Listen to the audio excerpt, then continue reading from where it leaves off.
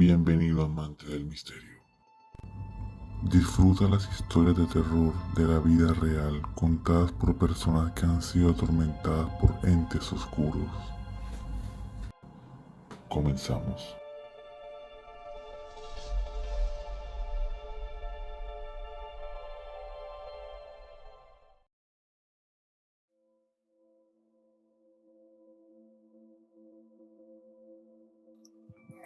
Camila. Camila se asustó. No quiso participar. No sé. Javier, señor Javier, ¿puede encender su micrófono? Buenas noches. Javier, que quería contar una historia. ¿Será que no me oyen? ¿Algo pasa, Javier? Buenas noches, prima. Uy, mi hermano, ¿pero dónde anda metido? Sí, pues estoy en Portugal, estoy trabajando, estoy en una fábrica. En una fábrica en Portugal. Ah, bueno, es que hay mucho ruido, pero bueno, cuéntenos, ¿qué le ¿Ya? pasó? ¿Me oyes? Sí, con mucho ruido, pero ¿qué le pasó? Sí, pues fue en Colombia que me aconteció lo que te voy a contar. Un día cualquiera en un pueblo, yo soy de un pueblo de Magdalena, Sí. con unos amigos fuimos a limpiar una bóveda de un cementerio. Uy, ¿y qué pasó? Una tía de ellos falleció y no sé qué, y en los pueblos ¿sabes? No hay cuidadores del cementerio, cada quien limpia sus muertos, ¿sabes? Está pendiente de la bóveda, tal, no sé qué. Fuimos allá a limpiar, y cuando estamos limpiando, que limpiamos la bóveda, todo alrededor de la bóveda habían puras monedas de 100 pesos, ¿sabes? La moneda de 100 pesos colombianas. Sí. Alrededor de la bóveda, monedas de 100 pesos, pero a una distancia X, ¿sabes? Tiene una distancia más o menos igual, 2 metros, cada 2 metros alrededor de la bóveda tenía una moneda de 100 pesos. Y nosotros como adolescentes pues las cogimos las monedas y nos preguntamos si aquí en esta hay, de pronto en otra también hay. Y empezamos a buscar y casi, imagínate, como 10 bóvedas tenían las mismas monedas de 100 pesos. Y las agarramos todas y fuimos a comprar a una tienda. Y la señora de la tienda era creyente, era cristiana, o es cristiana, no sé, si todavía vive. Y nos dice, ¿dónde encontraron esas monedas? Y nosotros, en el cementerio, en una bóveda. Y ella no aceptó que le compráramos con esas monedas, que porque esas monedas las usan las brujas para comprarle la tierra al muerto. Mire, esa historia interesante, con mucho ruido y todo, pero desde Portugal tocaba atender a nuestro amigo colombiano que está en una fábrica trabajando y bueno, y se esforzó ahí por compartir su historia, que encontraron monedas, muchas monedas en un cementerio, monedas de 100 y iban a comprar algo con eso y le dijo, no, yo no recibo monedas que han estado en el cementerio, porque eso son cosas de brujas. ¿Ah? Interesante la historia. ¿Usted si se encuentra plata en un cementerio la guardaría? ¿O compraría algo para usted con esa plata? Así sea una pendejadita. Si usted se encuentra, no sé, 10.000 pesos se encuentra al lado de una tumba, ¿los usaría para algo o le darían miedo que le pueda pasar algo con esa plata?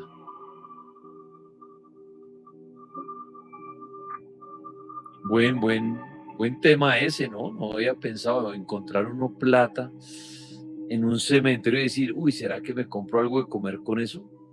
Claro, uno dirá, bueno, me compro algo de comer, pero ¿será que uno se queda psicoseado de decir, si me como algo, si uso esa plata, ¿será que me empiezan a asustar? ¿Será que el muerto me pone bravo? Plata en los cementerios, plata en los cementerios. Buena historia desde Portugal y un abrazo gigante a todos los colombianos por fuera. Voy a la línea telefónica, la Mega, buenas noches. En la 2. Hola. Buenas noches. Señorita, ¿cómo está usted? ¿Cómo me le ha ido? Bien, gracias. ¿Me escuchas bien? Sí, adelante, bienvenida. ¿Qué le pasó a usted? Bueno, pues mi historia se remonta en el 2019. Más o menos para las épocas de noviembre, en ese entonces, yo por cumpleaños a mi novio cumple en noviembre, fuimos a un glamping.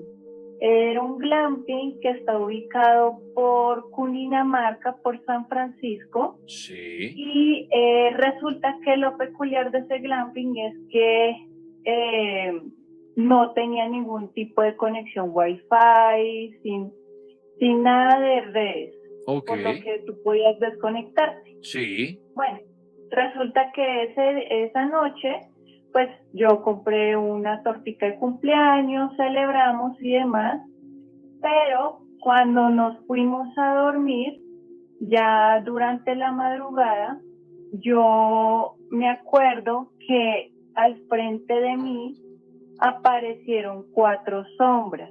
Resulta que eran como del tamaño de 4 duendes.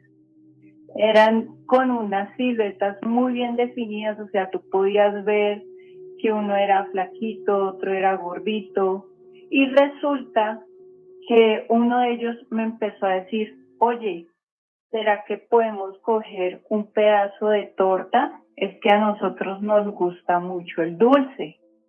Entonces yo les dije, sí, claro que sí, cojan. Y entonces en ese momento 3 de ellos desaparecieron y solamente quedó uno. Y él me empezó a decir, oye, mira, primero gracias por la torta y segundo, queremos avisarte que este sitio es nuestro hogar. Por favor, cuídalo porque no tenemos más a dónde ir. Y yo les dije, listo, sí, claro, tranquilos. Listo, desapareció, yo seguí la noche como si nada y al día siguiente con mi novio hicimos un recorrido por el glamping, como eso es un área grande con quebrada y demás. Sí. Entonces pues recorrimos solos, era bien bonito, ¿para qué? Cuando mi novio de un momento a otro me dice, oye, es que siento que nos están observando, siento que hay alguien, pero no veo a nadie. Y efectivamente, tú mirabas alrededor y no había nadie. Entonces yo le expliqué lo que me había pasado esa noche y él me decía, sí, es que se nota que no es solamente una sensación de una sola persona, se siente que hay muchos alrededor. Entonces yo le dije, bueno, puede ser que lo que yo vi anoche y era real. Y sabes, hay algo que O sea, me usted pareció pensa, muy hasta ese curioso. punto usted pensaba que podía ser, listo, sueño o algo así, pero con lo que su novio dice, usted dice miércoles, pudo haber sido real lo de los 3 seres que se le aparecieron.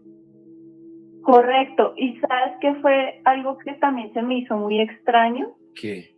que la voz que ellos tenían no era ni de un hombre ni de una mujer, era una voz neutral. No sé cómo explicarlo, pero era una voz muy neutral, Pero le hago que una no producía pregunta, miedo. pero la torta amaneció mordida, ¿se la comieron o si estaba normal ahí la torta?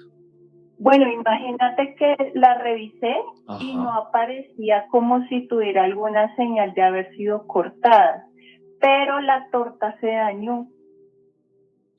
Ah, o sea, fue cuando la revisó, no había ni mordisquitos ni nada, pero amaneció dañada. Se dañó, sí señor. Pero la torta estaba en una nevera o tampoco había nevera ahí en el glamping. No, sí, estaba bien preservada y todo, sino que lo que se me hacía extraño es que esa torta era de ese día. Y amaneció dañada. Y Correcto. entonces con lo que la excursión que digamos dieron al otro día, más la experiencia suya como entre un sueño, usted dice, esos 3 seres sí me visitaron, esos 3 duendecitos. Es una experiencia muy extraña porque yo sabía que yo tenía los ojos cerrados, pero podía verlos. Yo veía el glamping como si tuviera los ojos abiertos y me hablaban. Claro, digamos que puede haber sido un sueño en el glamping, pero con lo que sucede al otro día usted dice, a lo mejor no fue un sueño y sí fue real, ¿no? Sí, Sí, más porque mi novio me dijo que él sí sentía que había algo que nos estaba siguiendo. ¿De qué tamaño eran más o menos estos personajes? Ponle que eran como de unos 40 centímetros de alto. Sí, eran muy chiquiticos, eran bajitos. Pues miren, un abrazo a los que de pronto este fin de semana van para algún glamping. Bueno, ¿por qué no? Ver a un duendecillo por ahí pidiendo algo de dulce. ¿Existen los duendes? ¿Se nos pueden aparecer estos espíritus, no? Diferentes a los gnomos. Interesante la historia, muchas gracias. Chévere, chévere ese tema de los duendes. A esta hora una mezcla perfecta, la de, siempre les recomiendo, ¿no? La de Bonjour con el cartel de la Mega. Esa mezcla me encanta. Muchos a esta hora con su Bonjour, oyendo el cartel de la Mega, o muchos alistando el Bonjour para meterlo en la maletica, lo dejan ahí en la cocina y dice, para mañana salir rápido, no perder tiempo, y mi Bonjour, tin, tin, se lo comen ahí bien cómodo y muy rico, ¿no? A cualquier hora un Bonjour es muy rico. Uy, no mezcla así el de Choco Crispy, sí que hay como achocolatada, la lechecita y todo eso. Uf, me antojé de Bonjour.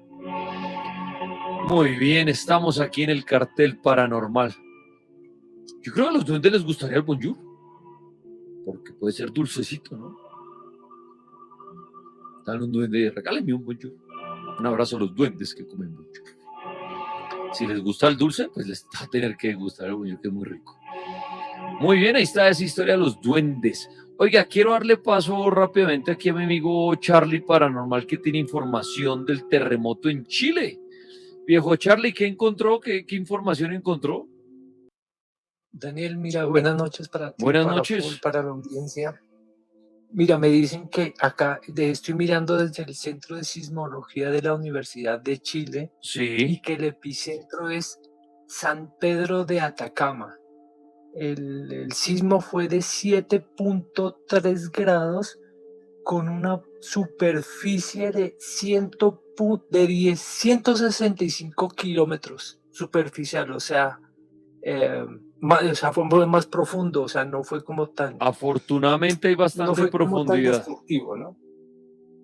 O sea, no fue como tan, digámoslo, no fue como tan destructivo, pero lo que aquí están en alerta que dice la parte de sismología de Chile es que están esperando que no sea una parte de un posible tsunami, ¿no? Usted sabe que Chile está cerca a algo y se active, pero se sintió entre 6.7, 6.2 y 6.1 en Paraguay, Uruguay, Argentina, Bolivia.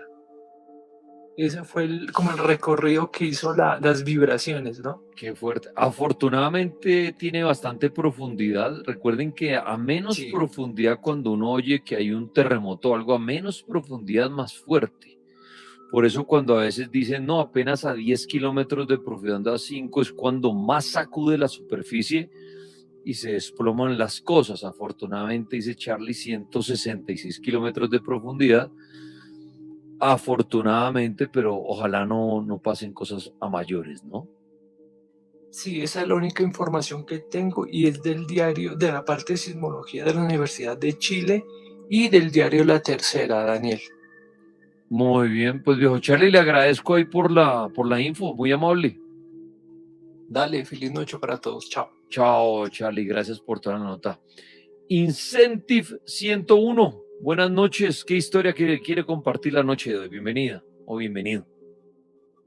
Hey, Dani, buenas noches, ¿cómo está? Bien, gracias, señor, bienvenido. ¿Qué nos quiere compartir usted? Gracias, Dani. Bueno, saludo acá desde la Florida. Mi historia ocurrió en Colombia hace un par de años.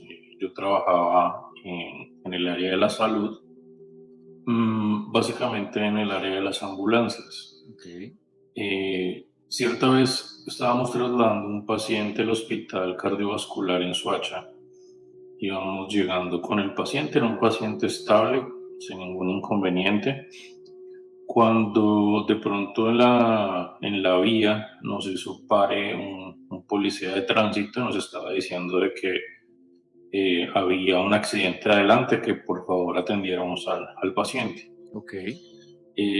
Por ser un vehículo de emergencias, así se tenga un paciente dentro de la ambulancia, se debe parar y verificar pues la gravedad de los heridos.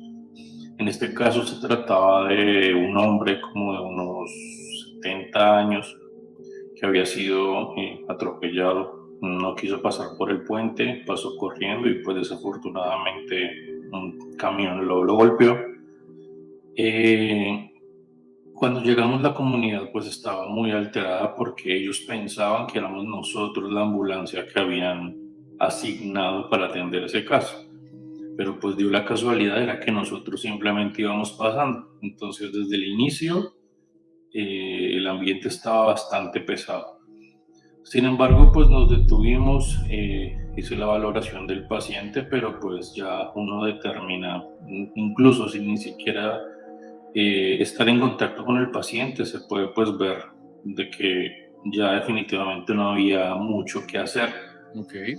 De igual manera, pues con toda la presión de la comunidad, subimos al paciente a la ambulancia, movimos al paciente que teníamos adentro a una de las sillas y simplemente el paciente que acabamos de recoger tenía fracturas en toda la reja costal del golpe tan fuerte. De todas maneras, se intentó hacer un proceso de reanimación.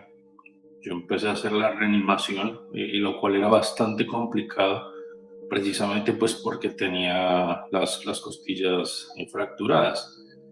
Sin embargo, tratamos de mantenerlo con vida mientras nos desplazábamos hasta el hospital, pero dentro de mi mente yo sabía que apenas entráramos al hospital el paciente no iba a soportar. Es decir, físicamente podía tener algún signo vital, pero ya el paciente ya no estaba con nosotros. Entregamos a ese paciente, salimos de ahí, eso era más o menos 1 de la mañana. Sí. Decidimos parar un momento pues a descansar, llevábamos un turno de 12 horas. Entonces nos relajamos en la parte de adelante de la ambulancia, el conductor y yo. Cada uno pues en su silla se quedó dormido, atentos al radio ante cualquier pues llamada de emergencia. Sin embargo, de un momento a otro pues escuchó un ruido en la parte de atrás, encendimos la luz y volteamos a mirar y una de las gavetas donde se tiene pues los insumos se abrió. A nosotros nos causó curiosidad porque pues el vehículo estaba quieto y pues esos son gavetas que tienen como un pin, que cuando se pone el pin queda fijo y a menos que uno haga fuerza para que se abra, no hay forma de que se abra. Ya. Eso pasó así, no tratamos como de no darle tanta como importancia al asunto. Yo entregué el turno, pasó todo normal. Cuando el siguiente día las personas que me recibieron el turno, luego me lo entregaron, nos estaban diciendo que pues estuvo bastante pesado, lo cual no es común. Siempre se tiene como la creencia de que una persona tiene mala espalda porque se atienden muchísimos casos durante un turno, pero hay personas con las que uno atiende 1 o 2 casos durante un turno de 12 horas. Pero nos contaban que había sido bastante pesada la atención ese día. Ese día, cuando yo lo recibí, estuvo todo como más tranquilo, no había como mucha atención de casos. Llegó el momento donde pude otra vez dormir y cuando me desperté, esta vez yo estaba ya en la parte de atrás porque se dio la oportunidad de descansar un poco. Cuando yo me desperté, yo sentía que me estaban ardiendo, me estaban doliendo los brazos. Yo no entendía por qué. Encendí la luz y se veía como cuando uno mismo se aruña, no sé cómo explicarlo.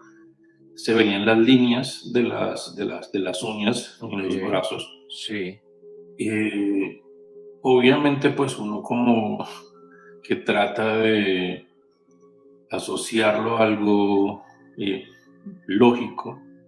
Entonces empecé a tratar de ver si era que me había recostado contra algo o había pasado algo adicional, pero no había nada alrededor, ni siquiera como explicar que yo mismo me rasguñé porque pues tenía una chaqueta puesta.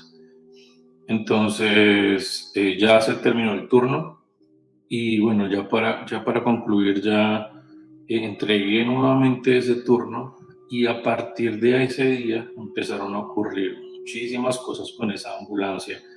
Empezaron a tener problemas con la parte mecánica, empezaron a tener inconvenientes con las tripulaciones, hasta que llegó el punto que la ambulancia se estrelló. Entonces, esa ambulancia ya quedó totalmente fuera de servicio y nunca entendimos realmente si tuvo algo que ver con todo lo que había pasado ese día, pero la realidad es que a partir de ese día sí ocurrieron cosas extrañas. usted No sé si que, por casualidad. usted que ha trabajado con el tema de las ambulancias y todo eso, le hago una pregunta. ¿Usted cree que las personas que fallecen en la ambulancia, mucha gente fallece en las ambulancias, quedan ahí? Quedan ahí, eh, no sé cómo decirlo, como si el fantasma quedara en una ambulancia, se le pasa a usted por la mente eso. De pronto, si fue, mucha gente cree que la muerte violenta lleva a que el fantasma quede penando. Supongamos que fue un caso de violencia y lo recoge la ambulancia, todavía está vivo, pero la persona fallece en la ambulancia. Usted, si cree en los fantasmas, ¿dónde cree que queda el fantasma? ¿Dónde fue el acto violento? ¿Dónde muere? O si fallece en la ambulancia, dice, no, ahí no queda, el fantasma se va para la casa. ¿Qué cree usted? Bueno, es una buena pregunta.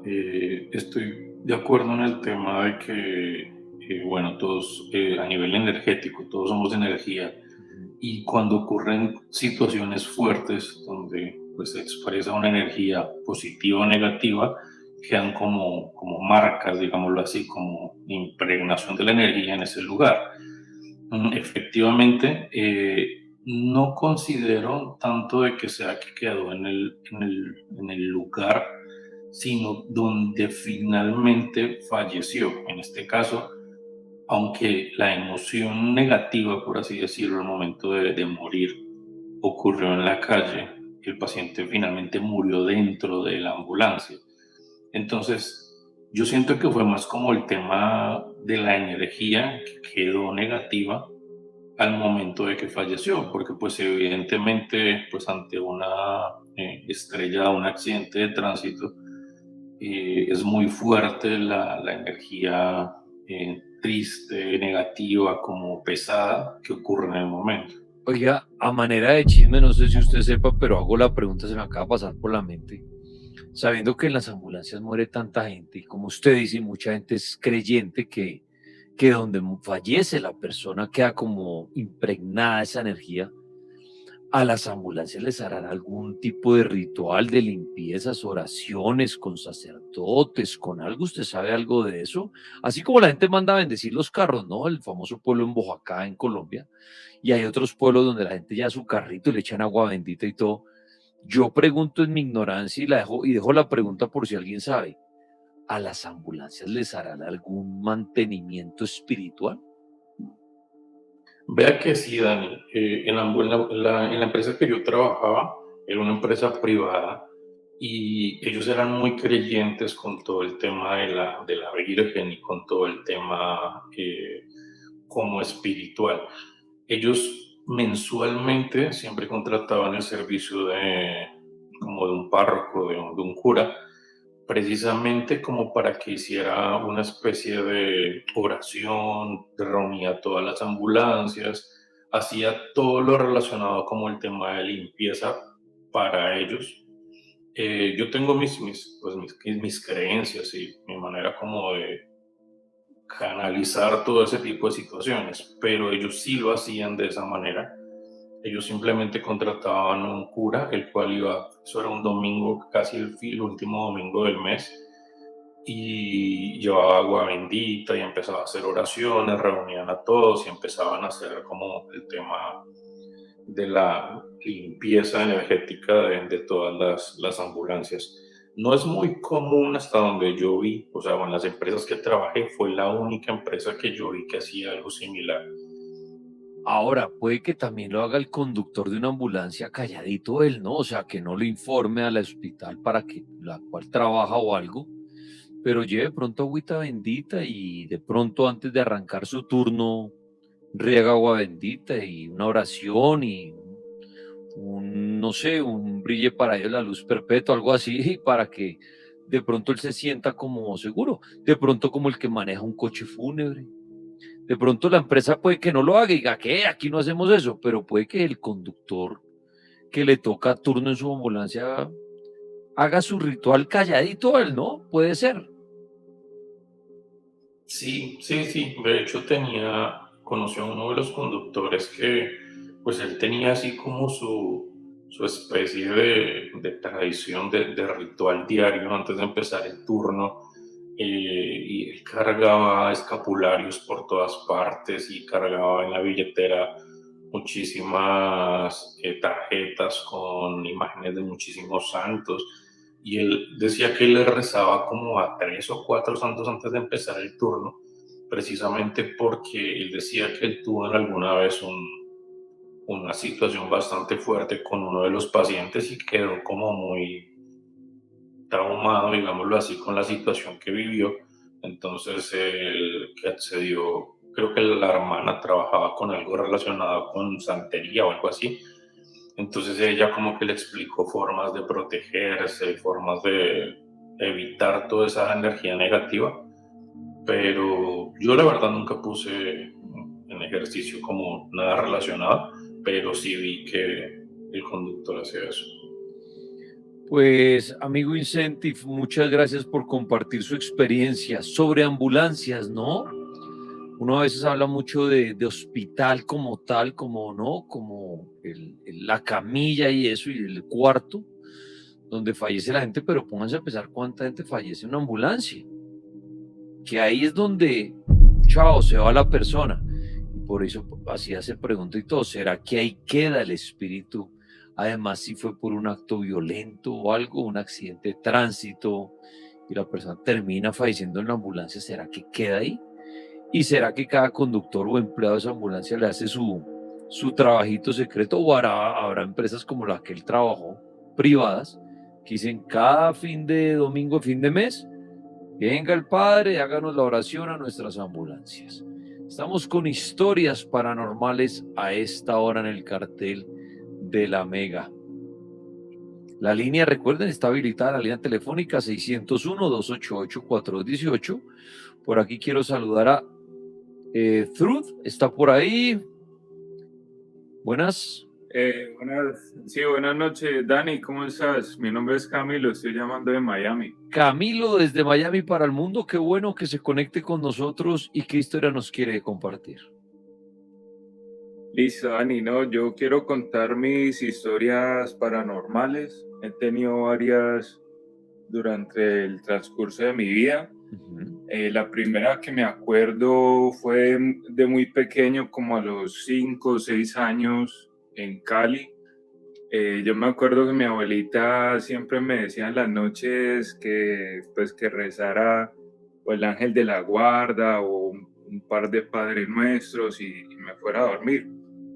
Entonces me acuerdo que una noche yo llegué todo cansado, no quería pues hacer mis oraciones ni nada, entonces me acosté a dormir. Entonces mi abuelita me dice, rece porque si no lo van a asustar.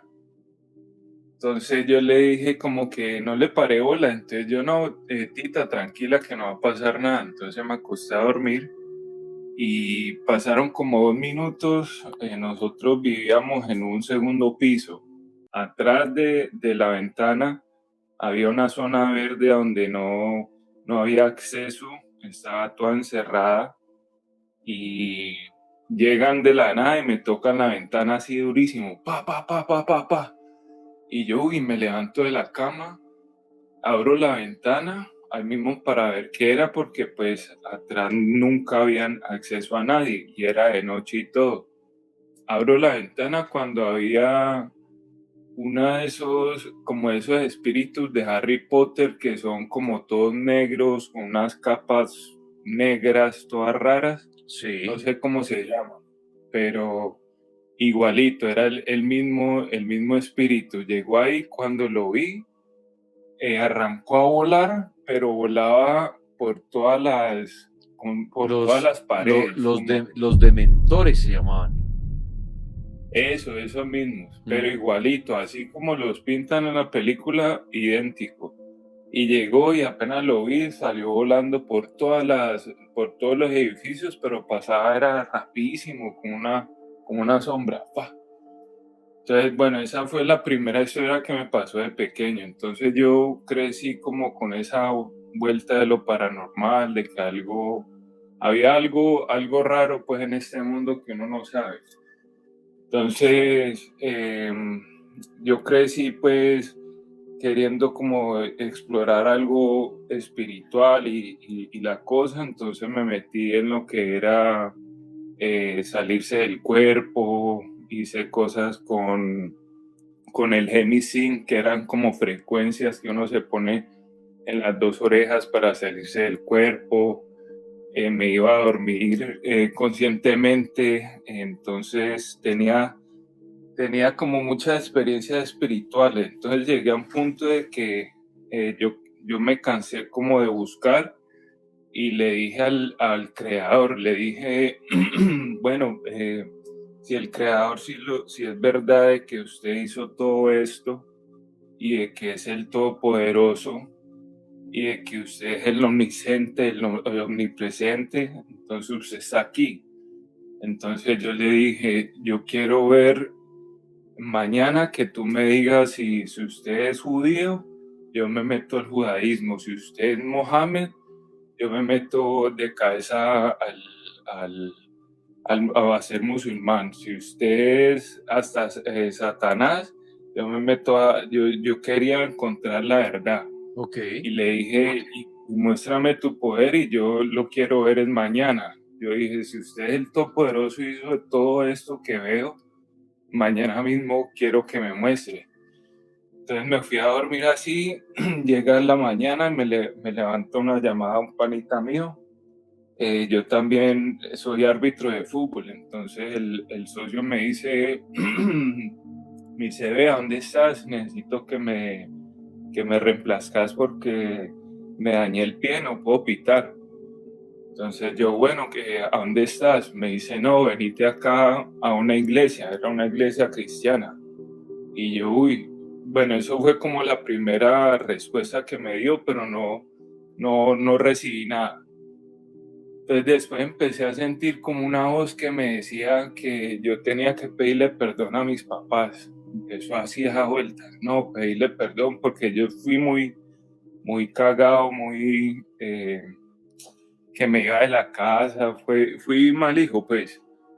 Entonces me decía esa voz, pedirle perdón, y no le hacía caso a esa voz. Entonces mi abuelita se puso mal, llegaron una señora por mi abuelita, entonces llega una de las señoras y dice, Dios tiene una palabra hoy, y me está diciendo que abra la Biblia. Entonces llegó la señora, abre la Biblia, ¡pum!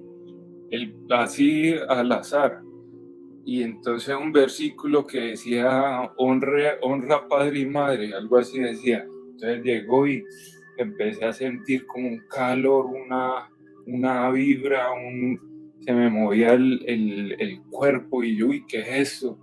Y yo pues fumaba y todo, entonces yo decía, ¿será que es que estoy trabajado? ¿Será que es que estoy en esto, lo otro? Y nada, yo estaba en sano juicio. Llegó la señora otra vez y pum, abrió la Biblia otra vez y entonces que decía otra vez algo de los papás. perdona pecados para que tus pecados sean perdonados, algo así. Entonces yo sentí más así como que, yo digo que un espíritu. Entonces después esa voz empezó durísimo. Es ahorita, pídele perdón, y ahí están mis papás, pídele perdón. Y yo no podía, hasta que nada más les di un abrazo y yo, uy, perdónenme, y empecé a llorar como un huevón, a llorar, a moquear, y después esa voz me dice, metas a su cuarto y abra la Biblia. Y abro la Biblia de una y la abro hacia el azar y decía, yo te formé desde el vientre de tu madre, conté los pelos que tenía en tu cabeza, y me erizaba horrible. Entonces yo sentí de que había encontrado la respuesta que yo buscaba. Sí. Entonces me fui de pecho con eso, pero loco, me volví loco, que dejé todo el mundo, me volví así fanático, y el típico fanático que va a hablar de Cristo y que va a los hospitales y va a las cárceles, está en todo lado, pero yo porque había encontrado algo que me llenó y que era muy chimba. Entonces en ese tramo empecé a leer mucho la Biblia y como a llenarme de ese conocimiento que yo antes lo conocía, pero en el catolicismo ya la misa era la misma, entonces nunca como que ya me parecía una bobada, y habían tantos sacerdotes que hacían huevonadas con los niños. Entonces yo me perdí ese camino. Entonces, bueno, cuando entré a los caminos de Dios, que empecé a hacer todo eso, en la Biblia decía que el único que tenía el corazón de Dios era David. Y entonces David fue malo, obviamente, el man mató, el man asesinó con varias mujeres y todo, pero él después cambió su vida, y él era el único que tenía el corazón de Dios. Pero él, que hacía, él adoraba mucho, se ponía a danzar, tenía arpas, tenía de todo. Entonces yo empecé a hacer lo mismo, yo me llevaba mi flauta, me llevaba mis cosas de música a buscar de Dios, y se me aparecían cosas, llegaban demonios a rugirme. Cuando yo oraba como en la mañana. Eso le iba a preguntar, que si ha tenido esos encuentros como con demonios o cosas así. Claro, no. Uno cuando se mete en eso, por alguna razón, los demonios se activan. En mi casa, en lo personal, era muy católica y tenían la imagen de la Virgen. Entonces, leyendo la Biblia, dice que uno no adora imágenes, porque pues ellos no le pueden responder a uno, son hechos de manos, son hechos de barro. Entonces la Biblia habla mucho de las imágenes y que eso no tiene poder. Y entonces yo como sabía de demonios, empecé a estudiar demonología y los demonios. Ese es un demonio que se llama estupor. Ese demonio de la adoración y todo eso se llama estupor. Y a los demonios uno les quita poderes con el nombre. El nombre, por eso ellos a veces le susurran a uno el nombre. Camilo, a mí me decían Camilo. O le pueden decir a uno Dani. Esos son demonios que ellos cogen poder con el nombre. Y uno coge poder con el nombre de ellos. Entonces empecé a guerrear contra ese espíritu en mi casa. Yo, bueno, vamos a ver si esto es verdad. Empecé a hablarle a esa estatua. Yo, en el nombre de Jesús, te ato, espíritu de estupor, si estás en esta casa te vas a ir. Y empecé a decirle a los ángeles que cayeran. Yo, si los ángeles de Dios, el arcángel Miguel, todos vengan a hacer guerra, y yo empezaba a orar por horas y ayunaba, porque el ayuno tiene mucho poder cuando uno como que mata la carne. Uno se debilita en la carne, pero el espíritu se levanta. Entonces empecé a guerrear, y mi papá le prendía un velón grandísimo a la Virgen, y ese velón se empezó a apagar. ¡Fua! Se apagaba. Entonces llegaba mi papá, ¿cuál es la huevonada aquí? ¿Que me están respetando? ¿quién es el que me está pagando la veladora de la Virgen? Yo, pa, ¿cómo le ocurre? Aquí nadie le va a respetar sus cosas, eso es suyo, ¿cómo le ocurre? Llegó al punto de que lo apagaban, él la prendía, se la apagaban ahí mismo. Pum, la prendía, se la apagaban, al punto de que él quitó la veladora. Ya después empecé. Mi papá tuvo encuentros de demonios, porque, bueno, a mi papá lo que le hicieron muchas brujerías, yo lo vi Pero levitando. venga, le hago una pregunta. ¿Alguna vez ya esto se detuvo en la vida suya, en la vida de su familia, o al día de hoy? ¿Sigue usted estando rodeado de demonios, atormentado por todo esto que ya nos contó? No, eso viene por épocas, pero he tenido encuentros con ángeles también, ¿sí me entiende? No es todo Muchos feo. encuentros, pero entonces las cosas van y vienen, o sea, no ha encontrado una protección como tal que cierre eso. Protección, yo creo que después de este mundo, porque este mundo dice que el rey de este mundo es Satanás. Pero hay dos diferencias, porque está Lucifer y Satanás. Yo he estudiado mucho lo que es todo eso. Muy bien. Y por ejemplo, los gobernantes, ahorita hoy en día, y todo lo que es el entretenimiento, la música, todo está basado en el satanismo. Ok, sí, eso lo hemos hablado mucho, pero bueno, no me quiero ir por esa rama porque aquí nos vamos a extender otro tiempo, pero, Sí. pero interesante lo que usted cuenta, amigo, lo que le ha venido pasando fuerte y espero que ojalá esto se detenga porque es una vida bastante tormentosa, ¿no? El estar enfrentando y el estar sintiendo demonios ahí suena muy tranquilo, pero me dice a usted que le empieza a pasar ese tipo de cosas. Muy bien, son historias paranormales hasta ahora. Ya ahorita vamos a ver si logramos conectarnos con Machilian, que tiene ganas de hacer un recorrido paranormal. Ya miraremos él por dónde se va a conectar para unirlo y ya les estaremos avisando si va por Instagram, si va por el YouTube, si va por TikTok, por dónde se nos va a conectar Machilian desde el otro lado del mundo, desde donde se pueda conectar él, para que veamos y escuchemos. Obviamente, si no lo pueden ver, pues lo van a escuchar. Señorita Caroline, buenas noches. ¿Qué le sucedió a usted?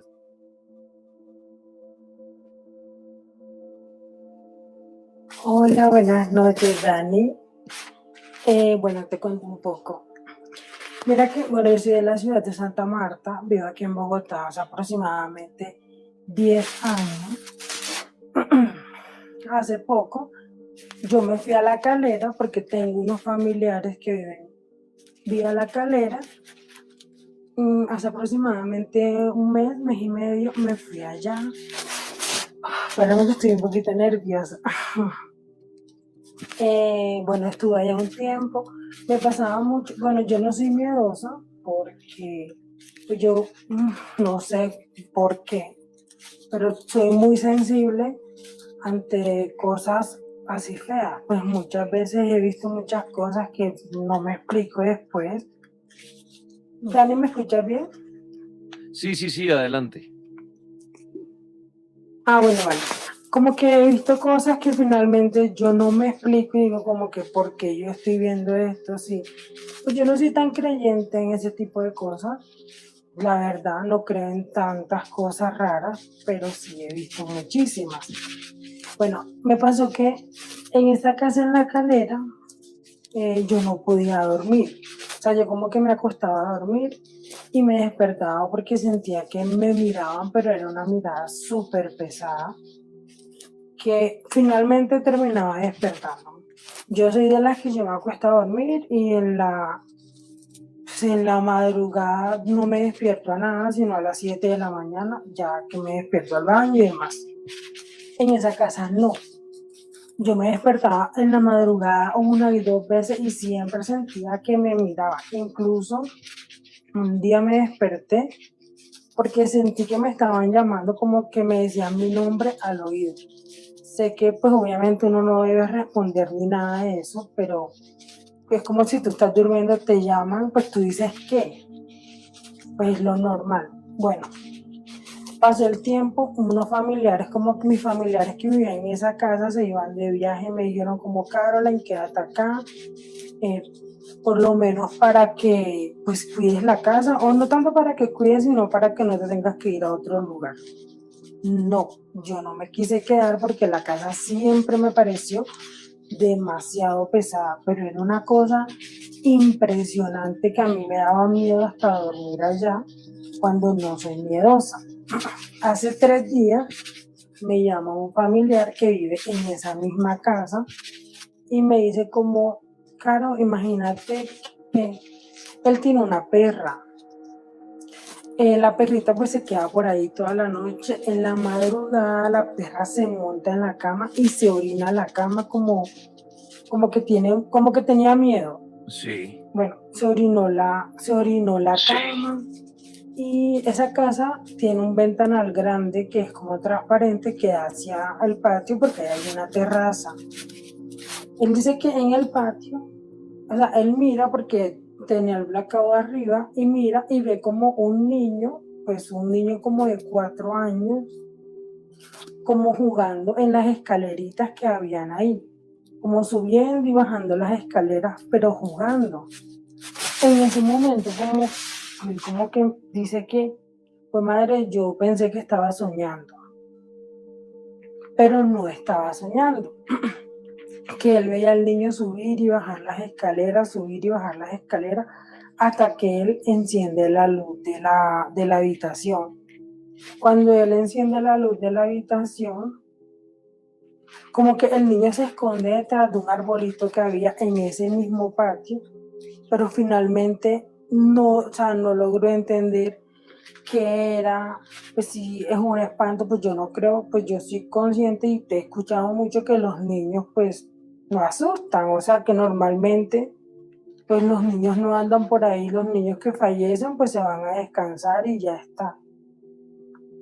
Pero entonces como a mí me queda como el tema aquí, pues yo he visto muchas cosas, incluso a mí me molestaron muchos años, como que me despertaban y siempre veía una misma persona, pero en esa casa nunca vi nada, que es lo que a mí me causa curiosidad, porque pues soy sensible ante eso, como que logro ver, desafortunadamente he visto muchas cosas feas, pero en esa casa yo nunca vi nada. Entonces yo digo, listo, ¿será que es un espanto? ¿Será que de verdad los duendes existen? O sea, Dani, de verdad te juro que me crea tantas dudas ese tema de el niño saltando en el patio de esa casa.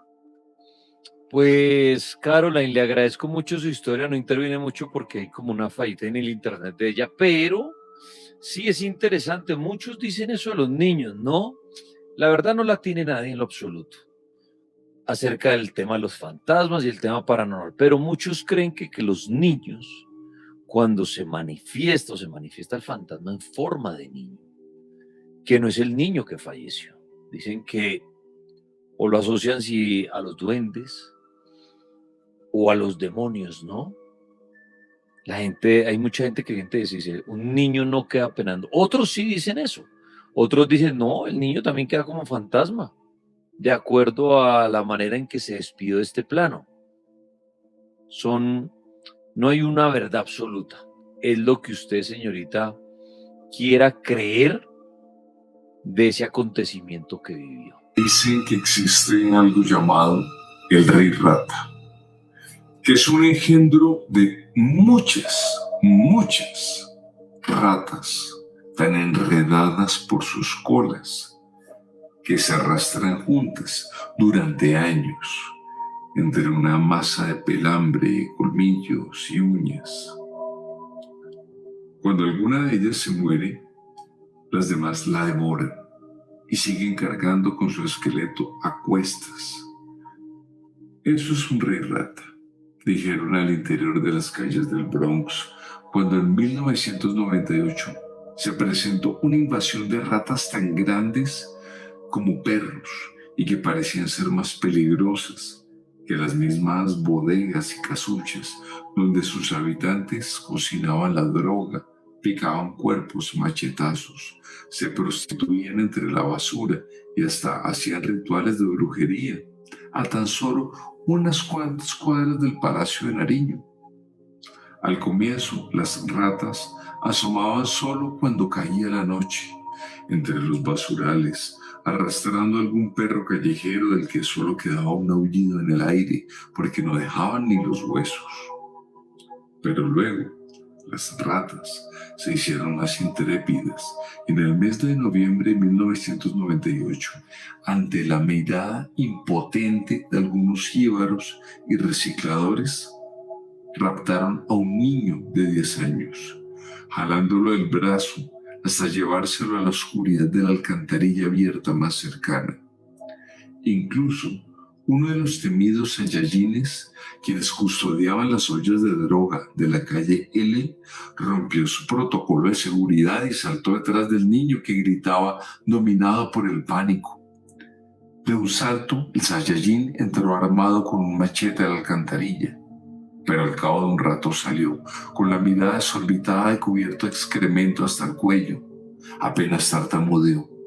Abajo está cundido de ratas. Hay miles, millones. ¿Y del niño? Del niño no se supo nunca nada más. Como tampoco se supo de muchos niños perdidos durante los años de la plaga de las ratas. Incluso se dijo que debajo del Bronx había un entramado de túneles tan profundos que llegaban hasta el Parque de la Independencia. Lo cierto es que antes de la Navidad de 1998, una mujer llamada Gloria Celis se encontraba en labores de parto en una diminuta habitación en una casucha cerca de la discoteca Homero, en el centro del Bronx. Entonces, entre los ruidosos trompetazos de la salsa y el olor intenso de la vareta, ayudada por una partera de oficio, Gloria Celis dio a luz a un bebé sano de 3 kilos. Con la frente empapada por el sudor, la madre recibió a su bebé entre sus brazos, todavía unido a ella por el cordón umbilical. Era un niño, es un varón, dijo la partera sonriendo. Para ese momento, Gloria sacó una pulserita hecha de tela azul y se la anudó con cuidado a su bebé, que no paraba de llorar con una fuerza tremenda. Se notaba que iba a ser un chico muy fuerte cuando creciera.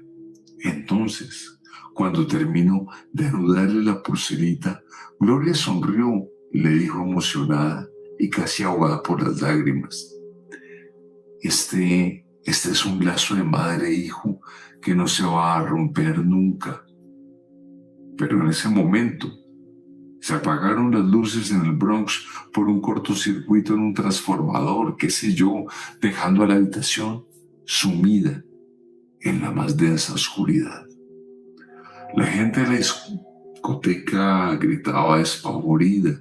Los Saiyajines miraban inquietos la calle con los postes muertos, pero de repente Gloria vio como en la esquina más oscura de la habitación se abría un enjambre de puntos rojos que brillaban y titilaban como luciérnagas infernales.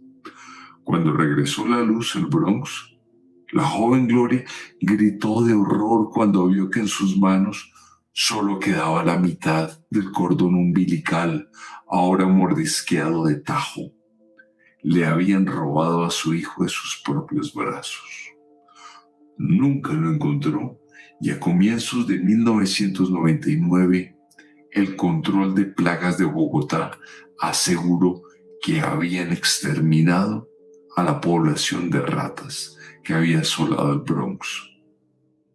Ese mismo año, Gloria Celis pudo abandonar su adicción a las drogas y salió de aquellas calles. Terminó su bachillerato y se alistó como policía bachiller.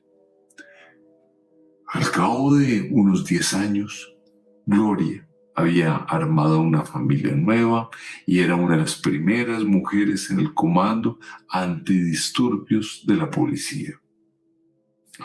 A pesar que no era una mujer emocional, ella siempre recordaba con tristeza y horror esa noche, cuando una oscuridad llena de puntos rojos le arrebató a su hijo de sus brazos. Pero si algo está llena la existencia, es de paradojas, y nada nos causa más horror que regresar a aquellos lugares que hemos querido olvidar. Porque en mayo de 2016, un operativo de 2.500 policías y militares, armados con fusiles, pistolas y hasta granadas, se tomó el Bronx para desmantelar todos los carteles de droga que había allí. Entre ellos destacaba la ahora teniente Gloria Celis, que entró con su comando por la calle L. Por supuesto, ella reconoció de inmediato ese olor del boxer, de la miseria y sobre todo esas miradas de hambre entre los cartoneros, los gamines y las almas perdidas. Pero cuando entró a una casucha roja de vidrios rotos y sin techo, apuntando a doquier con su fusil, la teniente Celis escuchó un escalofriante grito que provenía de la cocina. Entonces corrió directo hacia allá y encontró a un hombre flaco y con los ojos desorbitados y la quijada entreabierta. Pero no era por las drogas, sino por algo peor, era por el miedo. Ese hombre temblaba de miedo. A mi hijo algo se lo llevó a la oscuridad, lo jaló de una pierna, eran cientos, miles de ojos rojos. Eso era lo que murmuraba y señaló un boquete abierto en la estufa. Por allí algo había entrado y arrastrado a su hijo de apenas 5 años, dejando un largo y sangriento arañazo sobre el piso embaldosado. A la teniente le temblaron las piernas, porque ella se vio reflejada en ese hombre que acababa de perder a un hijo. Pero esta vez no se iba a quedar quieta. Entonces se ajustó el casco, se terció el fusil a la espalda y entró de cabeza al boquete que se abría ante ella como un túnel sin fin. Cuando entró allí, no sintió el olor de la droga, sino una humedad salitrosa que provenía de las entrañas de la tierra. Aquel túnel parecía no terminar, porque a veces giraba a la izquierda, otras a la derecha, tomaba una curva hacia abajo, y la teniente no paraba de arrastrarse sobre sus codos, con la mirada fija en la oscuridad, como si de allí pudiera emerger cualquier cosa. Olía a excrementos de ratas, de basuras y de aguas estancadas. Pero de repente, la teniente respiró el olor de la sangre fresca. Prendió la linterna de su casco y descubrió que tenía las manos, los codos y las pecheras de su uniforme rojos de sangre. Sea lo que fuera, durante su fuga, aquello había ido devorando a su presa hasta perderse en la oscuridad del túnel. La teniente Celis pensó en devolverse a la superficie y continuar con el operativo de desmantelamiento del Bronx. Pero un grito desde las profundidades la hizo continuar hacia adelante. Al cabo de 30 metros, el túnel bajó en picada hasta una recámara del tamaño de un comedor. Pero no era un comedor, era el infierno mismo, era el verdadero corazón del Bronx, palpitante y abierto porque el suelo estaba cubierto de ropas hechas jirones, huesos pulverizados y cráneos rotos.